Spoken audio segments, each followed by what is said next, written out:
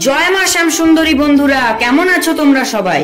গতকাল আমি যে ভিডিও আপলোড করেছিলাম সেই ভিডিওতে তোমরা অনেকেই আমায় নাম নিতে বলেছো। তো আজকে আমি এই ছবিতে তাদেরই নাম নেব।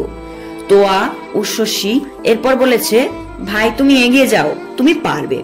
অসংখ্য ধন্যবাদ তোমাকে আমাকে এত সাহস দেওয়ার জন্য। এরপর বলেছে দিদি ভাই তুমি তো অনেক জিনিস আঁকো, আজকে আমার কথা মতন একটা জিনিস দেখো, তুমি একটা পুতুল এঁকে দেখাও।